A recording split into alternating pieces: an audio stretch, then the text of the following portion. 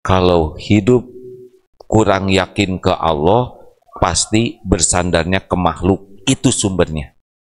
Kalau ada yang mengatakan, apa sih yang menyebab hidup ini susah ikhlas? Karena kurang yakin ke Allah. Kenapa kurang yakin ke Allah? Karena enggak belajar ilmu ma'rifatullah. Rasulullah SAW waktu di Mekah 13 tahun pertama, dari umur 40 sampai 53 hijrah, sesudah itu 10 tahun di Madinah. Bapak Ibu tahu tidak apa yang diajarkan Rasulullah? Ngajarkan sholat 5 waktu? Bukan. Sholat 5 waktu itu ketika Isra Mi'raj, menjelang hijrah. Rasulullah mengajarkan saum Ramadan itu sesudah di Madinah. Jadi apa yang diajarkan Rasulullah? Ma'rifatullah, mengenal Allah. Jadi para sahabat itu terus diperkenalkan Allah Maha dekat, Allah Maha mendengar, Allah penguasa langit dan bumi, Allah Maha kuasa atas segala-galanya. Jadi yakin, sehingga kalau ada perintah langsung dipatuhi dan ikhlas.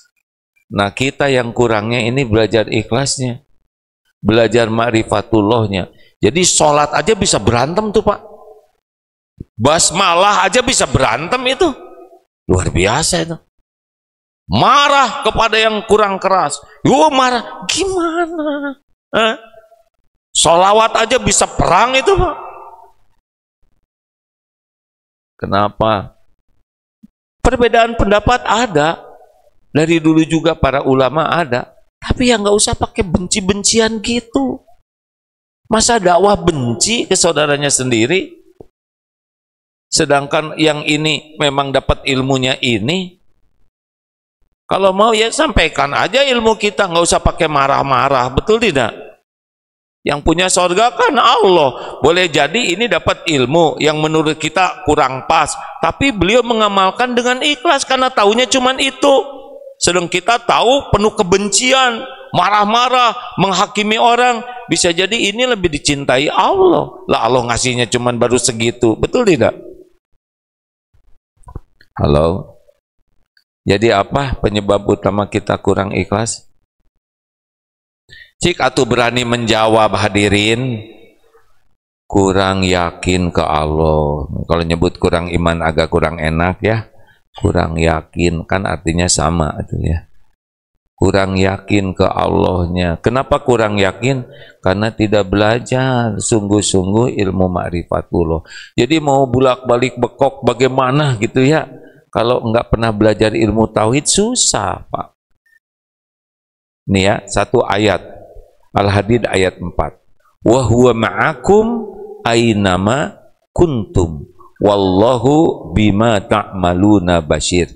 Dan dia Allah bersamamu dimanapun engkau berada, dan Allah maha melihat apapun yang engkau kerjakan. Satu ayat ya, Al-Hadid ayat 4, bagian dari. Coba kalau kita sudah yakin Allah maha, alhamdulillah, itu teh calon supir ambulans ya. Oh, salah doanya, pemilik rumah sakit ya, yang ada ambulan. Udah, mending doa aja lah daripada jengkel, betul tidak? Harus positif terus otak. Ya sudahlah, terserah. Lanjutkan, Bu. Jadi apa tadi?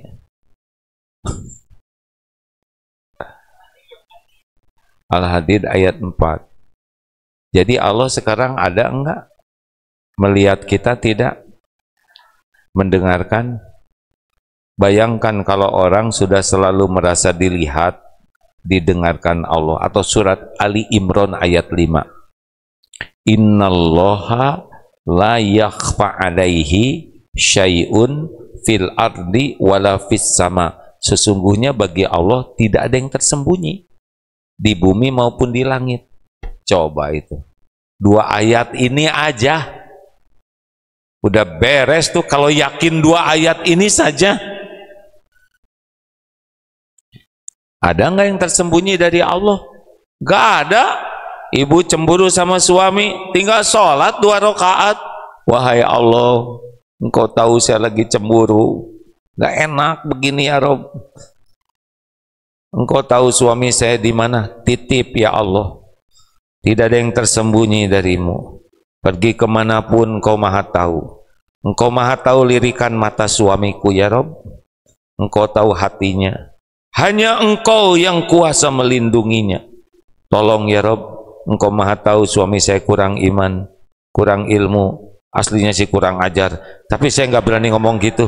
Tolong ya Rob, sudah 5 kali pubernya nggak jelas ya Rob, ini yang ke-6 please. Allah lihat tidak ibu sujud? Jawab. Allah dengar tidak doa ibu? Allah tahu nggak ibu lagi kelenger? Allah tahu nggak ibu berwudu dan bersujud ke Allah? Kira-kira dihargai tidak oleh Allah? Apa sulitnya ngebulak-balik hati seorang lelaki? Ngebulak-balik jagad aja gampang, betul tidak? Yang tadinya mau ke diskotik, tiba-tiba jadi itikaf. Aduh, kenapa jadi begini gue nih? Gak ada rencana ke masjid. Oh, banyak kejadian hadirin. Pernah nih ya ada, suaminya nggak mau ngaji, nggak mau. Kata istrinya suka pengajian. Udah tuh Pak, kalau nggak mau ngaji mas saya pengen diantar aja, tapi jangan suruh saya masuk ya. Ya udah enggak, ya Allah. Akhirnya si suami teh mau ngantar, tapi di luar, di mobil. Qadarullah, tabliknya itu kan cukup besar. Sampai ke tempat parkir, qadarullah, persis parkirnya deket sound system Pak. Itu mah lebih jelas dari siapapun Pak, seperti privat ya kan. Allah maha mengatur. Surat Al-Baqarah 186. Wa idza sa'alaka ibadi anni fa inni qarib. Apabila hamba-hambaku bertanya kepadamu wahai Muhammad tentang aku, katakanlah aku adalah dekat. Ujibu da'watad da'i idza da'an. Aku mengabulkan doa hamba-hambaku apabila berdoa padaku. Allah maha dekat. Kita nggak perlu perantara, tinggal doa, tinggal minta, tinggal bicara, pasti didengar. Wal yastajibu li wal yu'minu bi la'allahum yarsyudun. Maka patuhi sajalah, nurut saja sama perintah Allah dan yakin agar senantiasa dalam kebenaran. Kita jarang meyakini itu, ya enggak? Bu, orang yang yakin ke Allah kira-kira banyak ngobrol tidak?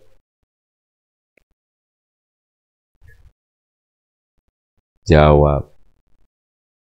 Orang banyak ngomong sia-sia itu ciri-ciri kurang iman. Karena dia tidak yakin ada Allah yang mendengarkannya. Kalau ibu ketemu dengan ibu-ibu yang kalem, bicara, tapi bicaranya tuh bicara baik. Kalau enggak diam, ini teman asli yang kayak gini. Ini bawa tenang yang kayak gini. Tapi Bu, ini kita-kita aja ya. Sebetulnya saya nggak mau ceritain ini, karena saya udah janji sama dia nggak akan saya ceritakan. Gini lah Bu ya.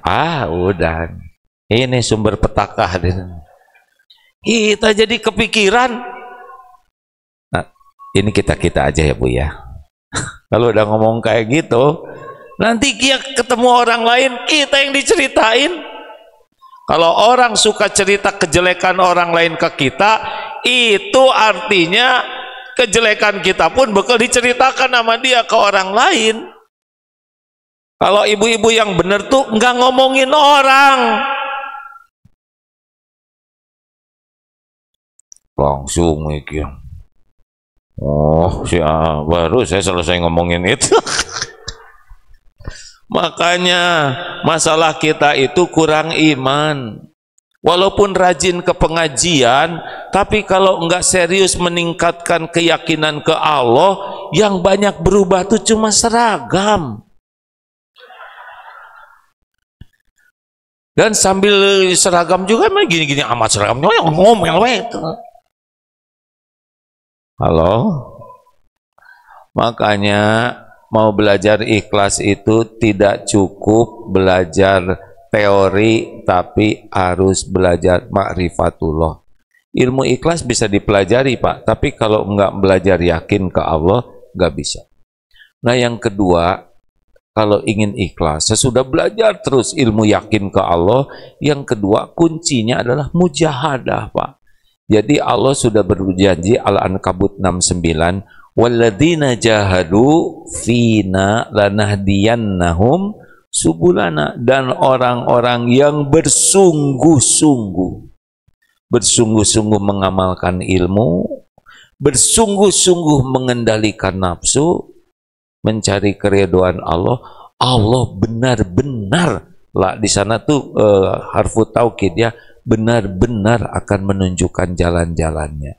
Jadi ibu dapat ilmu, amalkan, latih diri lillahi ta'ala, nanti nambah itu. Gak usah kebanyakan ilmu kalau tidak punya orientasi mengamalkan. Justru dapat ilmu, amalkan, dapat ilmu, amalkan. Allah yang akan memajukan kita. Sebetulnya teori ini udah pernah diajarin, 5 latihan supaya ikhlas.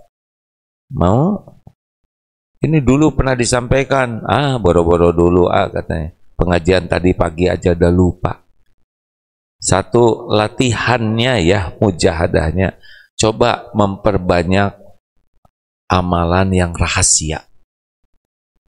Ini latihan ikhlas tuh, udahlah. Suami juga nggak usah tahu. Pokoknya antara engkau dan Allah. Bagaimana kalau ketahuan? Ya nggak apa-apa. Jangan pas mau tahajud, ketahuan, tidur. Ya, mau sedekah 100.000, ketahuan 1.000 lagi. Bukan begitu hadirin. Yang disunnahkan orang lain tahu itu adalah amalan fardu. Sunnah ya, misalkan Bapak mau ke masjid, mau kemana Pak? Ke masjid dulu nih, udah waktunya subuh, ayo yuk ikut yuk. Bilang aja, ini apa nih, maaf saya nggak bisa batal, lagi saum wajib, ini dulu saya sakit, sebutin. Atau bayar zakat, mau kemana? Bayar zakat, udah waktunya, udah setahun, nisabnya waktunya juga udah sampai, hitungannya udah sampai. Emang bayar berapa zakatnya? Ya sekitar 2 miliar. Lempeng biasa. Itu dakwah itu, Pak. Zakat itu termasuk yang harus didakwahkan. Haji beritahu tetangga, boleh supaya terinspirasi haji.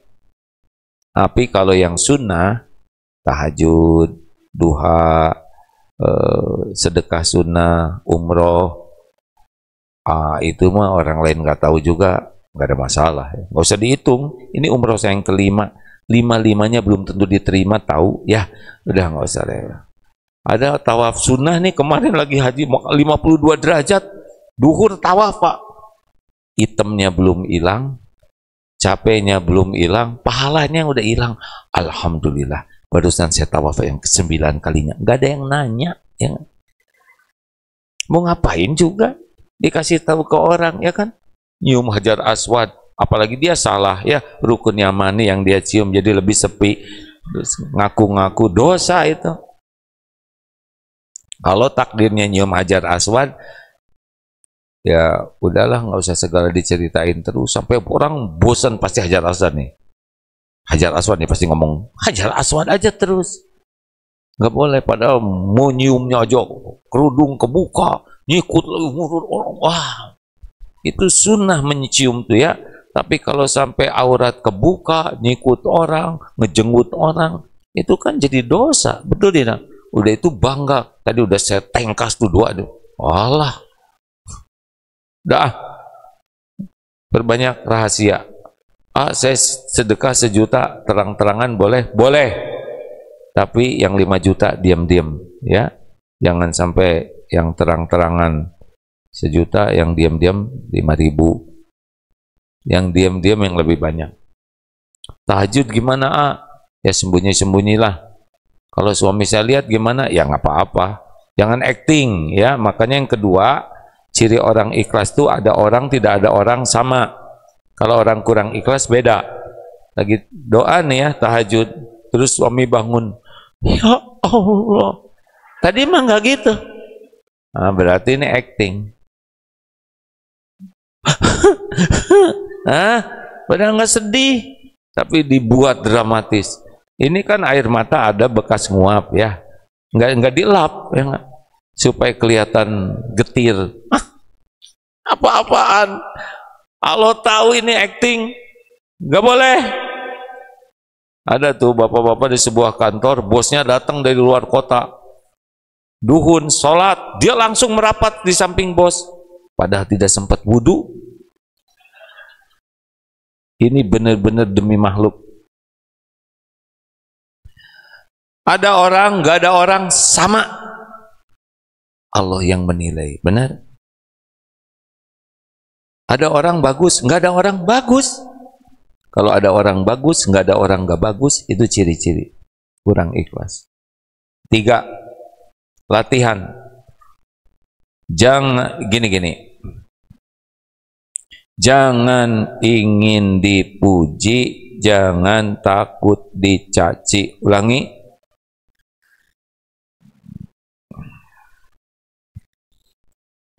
Sing kompak atuh ada.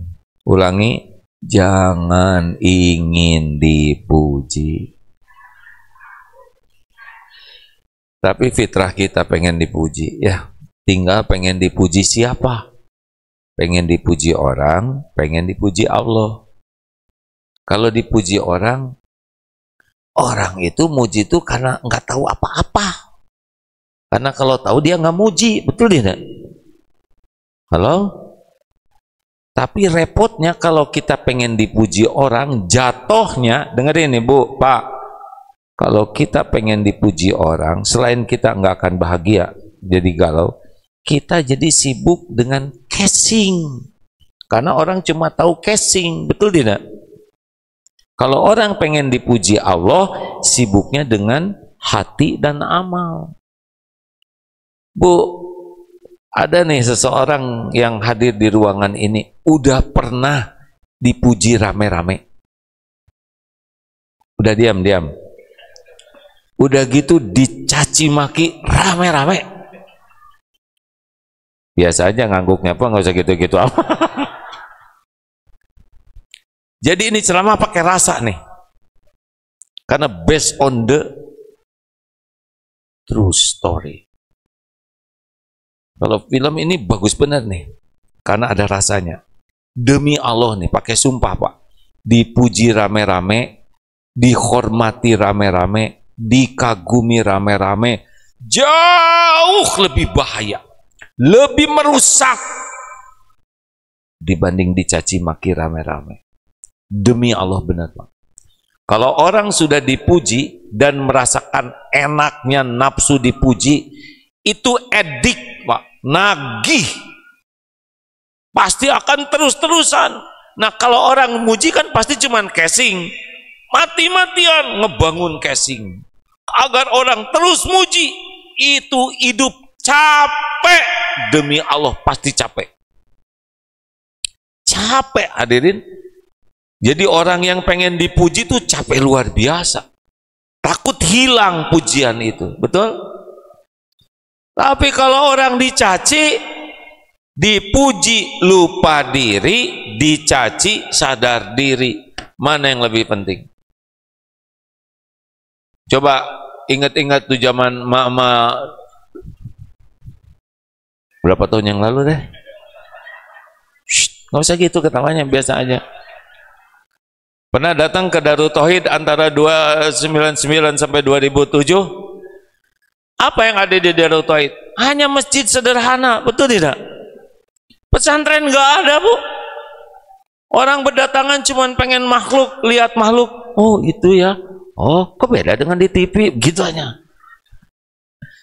Kesana datang cuma pengen lihat, pengen dipotret, bukan mau belajar. Di sana juga ngobrol, tidur, antri. Demi Allah Darut Tauhid itu adanya sesudah dihina habis-habisan. Sekarang pesantren jadi besar begitu izin Allah. Karena waktu dipuji tuh casing aja yang dibangun. Makanya orang-orang yang mabok pujian, mabok konten, nyaris itu, punten ya, karena saya udah pernah hidup di dunia itu, orang yang sangat sibuk ingin menampilkan dirinya, biasanya isinya kurang.